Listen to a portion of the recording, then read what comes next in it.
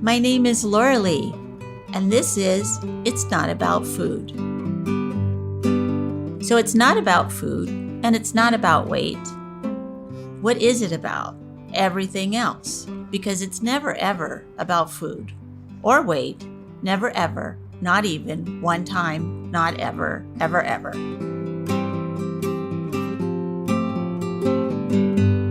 Today's topic is the 9th principle.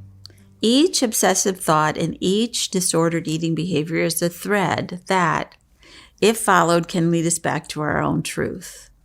So if we think about the obsessive thought and the disordered eating as a red flag to warn us that something is up, something is happening that we're not tuning into with ourselves. If I can remember when I was recovering, if I could remember that this isn't really, it's not about what it looks like it's about. So before I got clean and sober, I wasn't drinking because I was really thirsty. And when I had my eating disorder, I wasn't really eating because I was hungry. I was eating for reasons other than hunger. And I was drinking alcoholically because I couldn't stand to go through any sort of unhappiness or feeling like I wasn't in some sort of control, or it doesn't sound like that's even a thing that you would drink alcoholically to stay in control. But that's how I felt. I felt like if I chose to drink or I chose to eat compulsively, then I was somehow in control of my feelings. Of course, that is not true. But one of the things is that I realized that a lot of times I was eating over that I wasn't doing what my heart and soul really wanted me to do. I wasn't growing or changing or becoming conscious. I wasn't setting limits with people. I didn't know what boundaries were. I never set a boundary with anyone. And if I did, I would just have to move, to another town or something. I didn't know how to express myself because I didn't know myself very well. And I certainly didn't know anybody else trying to recover the way that I was trying to recover. And that is without using a diet plan and without, basically just accepting myself. That's how I tried to recover. Just accept everything I did and come from compassion and love and respect. I didn't know that. So I'm so excited about introducing my guest today, Barbara, and I'm going to let her introduce herself and tell you what she does and where she is at. And I'm really blessed. I've known her for a long time. I've been leading groups with her for a long time. So I'll just turn it over to her and then we'll have a talk. Thanks, Laurelee. I'm so glad to be here. So my name is Barbara Murphy. I'm a clinically licensed psychologist and have a private practice in Novato, California, in the North Bay from the San Francisco Bay Area. And I also have a nonprofit called Feet to Eat.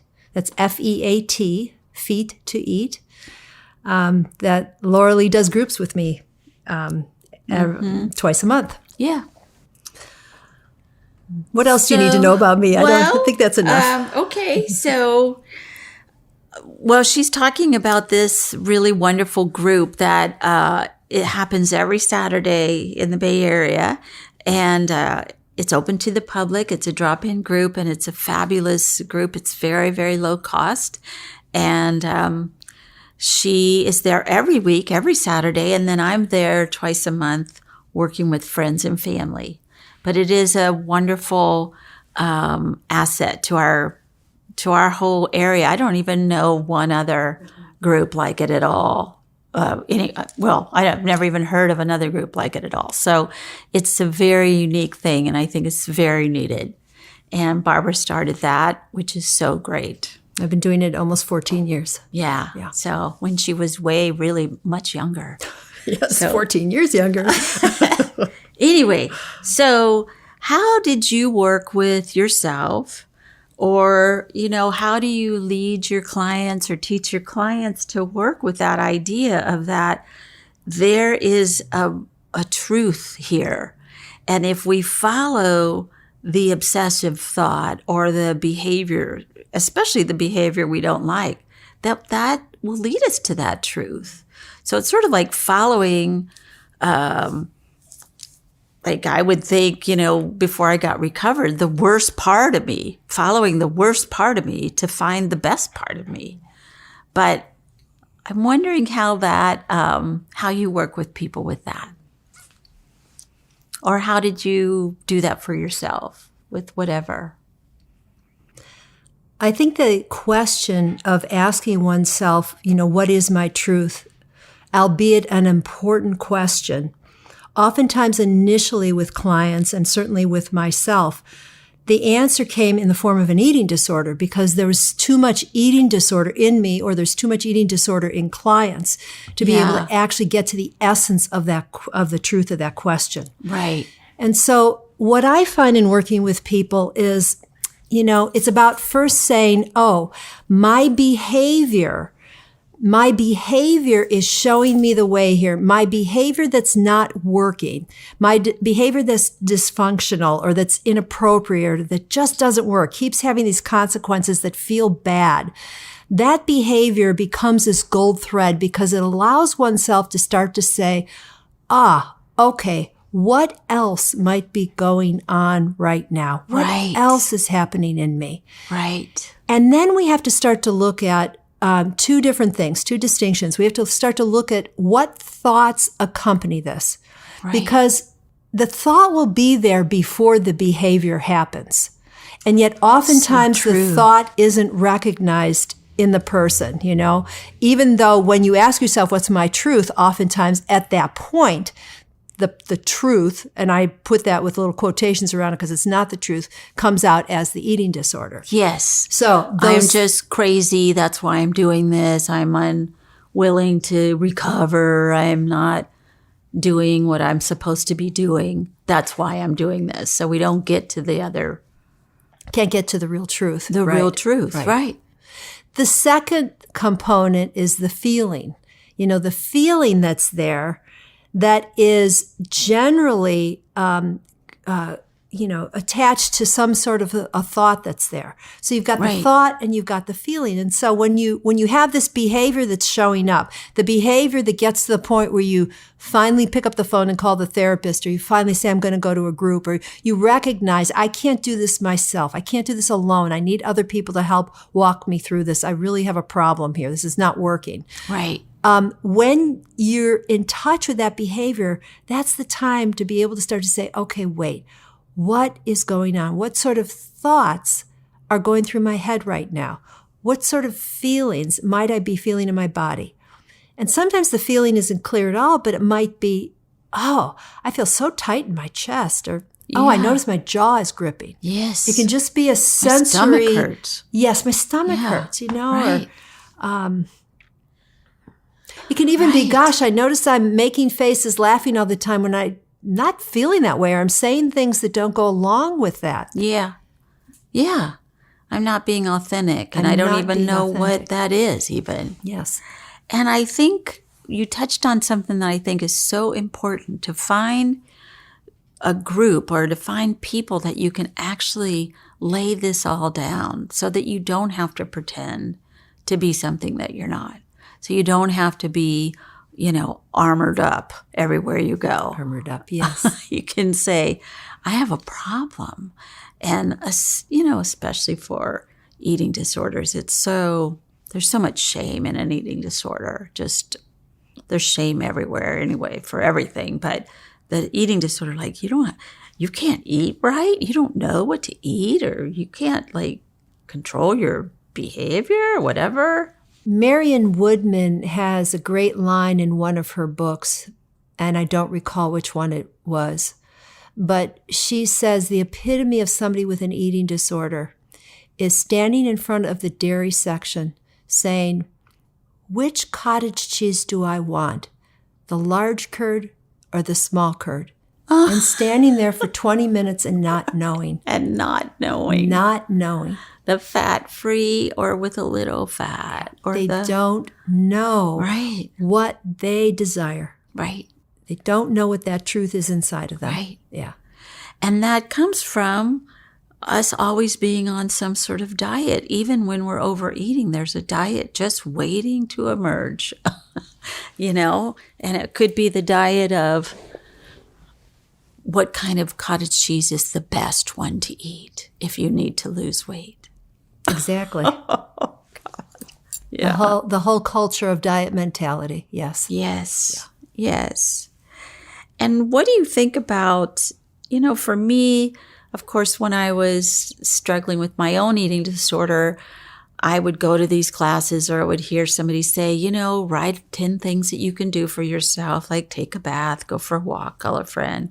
But in the moment when I wanted to do the behavior, whatever the behavior was, those things didn't really occur to me. So what do you say to people that come to you? And how did you work through that of making that leap or that buffer, getting that buffer between you and the behavior? Oh, I think this is such a hard one. And this is, again, why it requires that you have somebody on board to help support you. Yeah. Because being able to, like, for example, one of the things I use a lot with clients is the timer. Because what does the timer do? It creates an intervention. It creates a halting for a moment. Right. Because what are we trying to bring in with that moment of using the timer? We're trying to bring in awareness. Mm-hmm. We're trying to bring in the ability for the person to start to be able to wake up to what is really happening in that moment. Mm-hmm. So I'll use little things like, trying to get people maybe to write down on their calendar, put a little tick mark, that small, little tick mark, for example, every time they purge or every time they even attempt to purge, just to start to get them involved in the process of awakening. Mm-hmm. Right. To get a little bit of time there. Or eating, for example. Yeah. So you're sitting there and you're eating and you don't even know what you've eaten because you're gulping it down so quickly. Right. Can you use a timer for just a few seconds even to halt yourself? It doesn't have to be, I'm going to stop and put my fork down for 3 minutes, because that would be way too much to ask of somebody who's just starting this process. Right. But just to take one breath. One breath. Again, the idea is moving towards more mindfulness, moving towards more awakening. Right. Right. And I know for me, when I had an eating disorder, being in mindfulness, well, first I didn't even know what the word meant. Didn't even know. Yeah. But that meant, I think, for me, staying with myself in those moments that were unbearable. And I didn't know how to do that for the long. I just had to take it this little teeniest second at a time. Well, I think that brings up a good point when you say staying with yourself.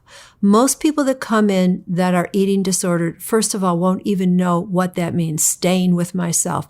Right. They don't know or have not heard of having a relationship with one's inner life. Oneself, right. They don't know what having an inner life even means. Right. Everything is about the external. Yeah. So it is right. a slow process, generally speaking, not always, of course, but oftentimes it's a slow process. It's not linear by any means. Mm-hmm. And it's these little moments of, oh, wait, oh, yeah, I get this. I'm waking up in some way that we build on when we work therapeutically with people. And I know for myself, it was the same thing. It seemed arduous at times. Yeah. And yet the outcome, the ability to be able to be recovered, the ability to be able to have a relationship with food where it's not on my mind 24/7. Mm-hmm. And one of the dietitians that I work with, Ronnie Benjamin, will say, when a brownie's just a brownie. Yeah. It doesn't have that charge. Right. It has no such sparkle. A relief, and there's so much freedom to that. I know. It is so true. So it is worth that work that the clients put into it. Right. And what do you think about, or what have you learned about a lot of times people come into recovery and they're coming in for one reason or another. But really what happens is after however long they've been in therapy and maybe they're getting ready to quit therapy, their whole life has changed. They don't work at that same job anymore. Mm-hmm. They don't live with that same person anymore. They decided to go back to school or to quit school. So it's like the eating disorder was much more than just eating brownies. It was a whole sea change. It can be, and I've experienced this not only in myself, but with numerous clients over the years. It can be a life transformational process. That's right. It can be a paradigm shift for people. Right. For the mother or the father that drops the 14-year-old off at my doorstep. Yeah. And basically the idea is here, fix them. Yes. And then all of a sudden what you start to see is the whole family dynamic changes just because this child, this adolescent is doing their work and they're changing. Yes. It's amazing to see what can happen with this transformation. Right. Yes. And again, I think it's so important for that 14-year-old to find others on the path. Hopefully other 14-year-olds, but if they don't, at least they've got you or they've got some people they can talk to. When I work with teenagers, I know that when they get this solidly, they have it the rest of their life. Yes. They don't have, they don't go to college and then start starving to death or binging. They've got it. They understand it. And then they become role models for their peers and others. That's right. Yeah. That's right. And then we build a community, which I think is so important. It's crucial. Right. There's a way in an eating disordered mind that will be, I can do this myself. Yeah. I can do this myself. And the reality is, once you start to move through the recovery process and you start to actually make changes in yourself, you see that this is a process that you cannot do without others. Yes. You have to have others on board. That's right. Well, how we do it ourselves in this culture is everybody goes on a diet. And then that should fix you. And once you lose the weight, you're going to be okay. So that's a complete bunch of bullshit because that's not true. And so we're all trying to take that same idea of more control, more deprivation, more fitting into a smaller and smaller box. And it just doesn't work. It doesn't work. It only works when we expand, when we open up. And when others. when we receive others, Yeah. rather than being counter dependent, That's right. we can start to receive others. Yeah, Right. Yeah. And then listening to that self that might be saying something different than the diet is saying, and trusting ourselves rather than the diet or the diet book or the diet guru or whatever. I would take diets that I read in crazy magazines that also talked about Bigfoot had Elvis's baby. And I'd read a diet in there and go on it the next day, expecting to have it change my life, Yeah. I had no idea. Well, what you're speaking to, Laurelee, is the desperation.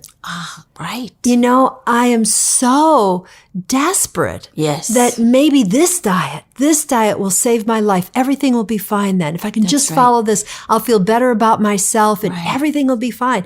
It's an act of desperation. Yeah. And people listening to this might say, oh, well, gosh, I've gone on diets and I wasn't desperate, Right. I encourage people to be open to the possibility that there might be some desperation that fuels it. Just to ask oneself the question, is it Definitely. possible that there is a little desperation that is fueling this need to have to go on this diet? Yes. Because as we know, although diets don't create eating disorders, what you find is that people with eating disorders inevitably had gone on a diet. That's right. That's right. And, and I kind of question that diets don't create eating disorders, because I don't know anyone that's like a normal eater that would even consider going on a diet. Like they might say, well, maybe I'll eat It seems to me that when I eat blah, blah, blah, some food, I get a little upset stomach. So I don't think I'll do that anymore. That's a normal person. Yes. That's Yes. not an eating disorder person. And we're all affected by the culture that we live in. That's right. So you have a lot of people trying diets that maybe then they go, well, that didn't work, or, whatever, that don't necessarily become eating disorder. Yeah. But there might be some disordered eating just because of the culture that we live in. We're embedded in this narcissistic culture that promotes eating disorders through diets. Yes. And that's kind of a weird way to say it. But well, yeah, because we're told in the same magazine how to make these yummy chocolate chip cookies. And then the next page is a diet. And then the next page is how to please your man. And then the next page is, baby, you got it all and you can live alone forever. It's like, what? Right. Yes, the mixed messages, constantly the so mixed messages. Many. Don't be too thin, but have a nice booty. But don't be, constant mixed messages. Yeah. To feed on that sense of, I feel inadequate, I'm not enough. That's right. And that was a great story that you were telling about that. Oh, well, that it was in the early days of television that Fifth Avenue in New York decided that they really weren't getting these advertisements out to people, and they weren't getting the outcome from the advertisements that they had hoped. And so they hired Freud's nephew to look at these psychologically instead. And what he pointed out is that the root in all human beings, the very root, is that I am inadequate. I am not enough.